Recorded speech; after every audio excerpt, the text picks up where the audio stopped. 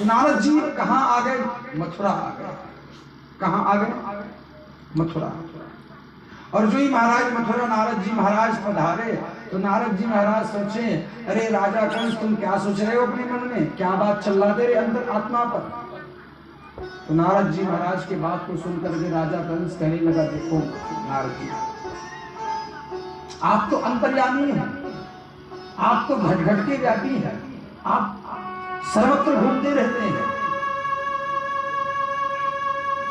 और तुम भी जानते हो नारद जी महाराज, ये देवकी के 8वें लाल मेरे काल है कृष्ण, और अभी वो कृष्ण बाबा नंद के छोरा बनकर के रहते हैं वृंदावन में। तो हम चाहते हैं नारद जी, हम वो कृष्ण को मारना चाहते हैं, और कृष्ण को मारने के लिए हम स्वयं वृंदावन जाना चाहते हैं कृष्ण को मारने के लिए। नारद जी महाराज कहने लगे, देखो कंस, कहां तुम इतने बड़े सम्राट, और कहां वो नंद का छोरा ग्वाला। देखो महाराज, मैं कल भी नारद जी के अर्थ को मैं समझाया था, ना रद्द, ऐसा कौन सा कार्य है जिसको रद्द ना कर दे, वो नारद है। नारद जी कहने लगे, अरे कंस, कहां तुम इतने बड़े सम्राट, इतने बड़े तुम योद्धा हो, और कहां वो बन बन फिरने वाला ग्वाला नंद का छोरा, उनको तुम मारने के लिए जाओगे? धिक्कार है तेरे जीवन में। और कहीं हो सके, अगर कहीं तुम जाओ तो हो सकता है वो नंद के छोरा अपने स्थान से भाग जाए, तब उनको तो आप मार नहीं पाओगे। अरे कंस, अगर तुमको मारना है ना तो तुम उनको यही बुलाओ, यही बुलाओ, यही बुलाओ। महाराज नारद जी महाराज 3 बार बोले, अगर तुमको मारना है कृष्ण को, तो कृष्ण को मारने के लिए तुमको कृष्ण को यही बुलाना होगा, यही बुलाना होगा, यही बुलाना होगा। देखो महाराज, जैसे खग जाने खग ही की भाषा है, पक्षी पक्षी की भाषा को ही जानते हैं, ठीक उसी प्रकार से नारद जी महाराज किस समाधि भाषा में बात किए कि राजा कंस के पल्ले नहीं पड़ पाया, राजा कंस को ज्ञात नहीं हो पाया। अर्थात नारद जी महाराज का कहना यह था, अरे राजा कंस, अगर तुमको मरना है तो तुमको मरने के लिए जाने के लिए कहीं जाने की आवश्यकता नहीं है, तुम यही मारे जाओगे, यही मारे जाओगे, यही मारे जाओगे। नारद जी महाराज जब ऐसे बोले तो राजा कंस कहने लगा, देखो नारद जी महाराज, हम जानते हैं कि वो नंद का छोरा को हम यही आमंत्रण देकर लिए बुलवाएंगे, लेकिन वो वृंदावन बाबा नंद के पास आमंत्रण देने के लिए जाएगा कौन? नारद जी महाराज कहने लगे, देखो कंस, जिस पर बाबा नंद और जिस पर वो कृष्ण बहुत विश्वास करता हो, भरोसा करता हो, विश्वसनीय व्यक्ति को ही भेजना है। जो व्यक्ति को आपके अंदर जो पात्र है, जिनको वो अपने संबंधी मानता हो, अपना रिश्ता मानता हो, उस व्यक्ति को भेज देना कंस वृंदावन गोकुल,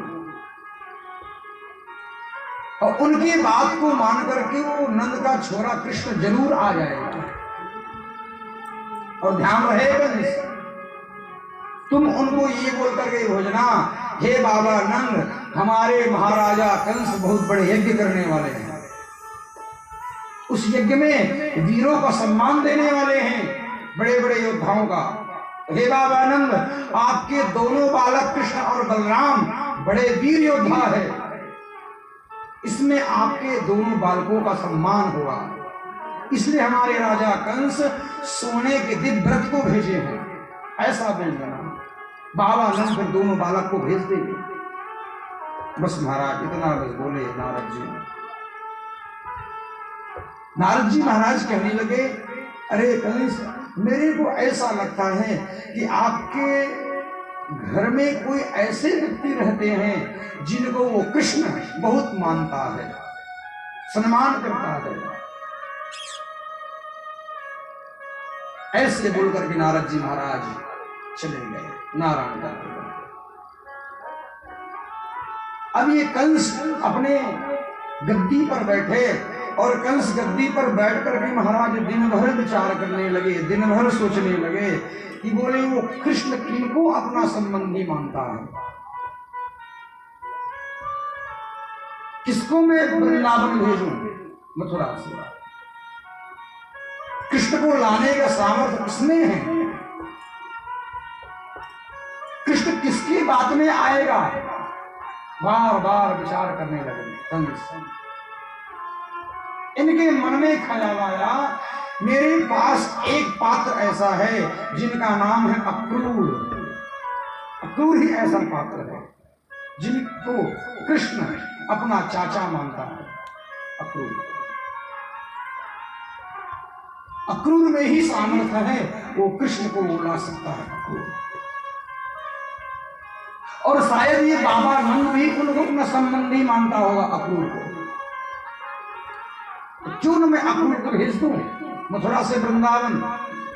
ऐसे बोल करके महाराज राजा कंस एक दूत को भेजे आधी रात को, और आधी रात को दूत को भेज करके बोले अरे दूत तुम जाओ अक्रूर के कक्ष में और अक्रूर को अभी तत्काल मेरे पास पेश करना, मेरा आदेश है। कंस एक दूत सैनिक को भेज करके अक्रूर को बुलवाए। अक्रूर जी महाराज कंस के राजभवन में आए और राजभवन में आने के बाद हाथ जोड़कर के अक्रूर जी कहने लगे हे महाराज बताइए आपका आदेश क्या है, क्योंकि आप हमारे सम्राट हैं तो आप आदेश करेंगे हम पालन करेंगे, बताइए आपका आदेश क्या है। कंस कहने लगा देखो अक्रूर तुम भली प्रकार से जानते हो कि ये नंद का छोरा मेरा हत्यारा है, मेरा काल है, वही देवकी का 8वां लाल है, मैं जानता हूं। और अब मैं उनको मारना चाहता हूं। अक्रूर अगर कहीं मैं जाऊंगा वृंदावन तो हो सकता है नंद के छोरा वृंदावन से भाग जाए, भाग खड़े हो जाए, इसलिए मैं चाहता हूं कि अब उनको तुम झूठ बोल करके लाना, और तुम उनको झूठ बोल करके लाओगे और मैं उन दोनों भाई को मारने का पूरा व्यवस्था करके रखूंगा।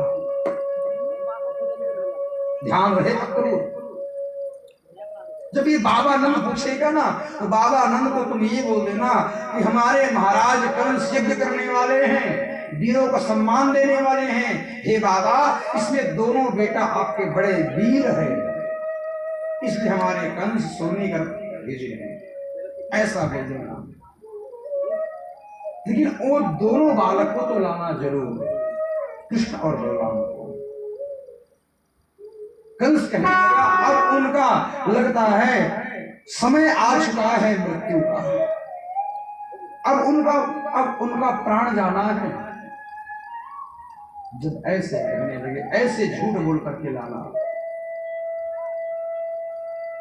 अक्रूर की आंखों में अश्रु आने लगे।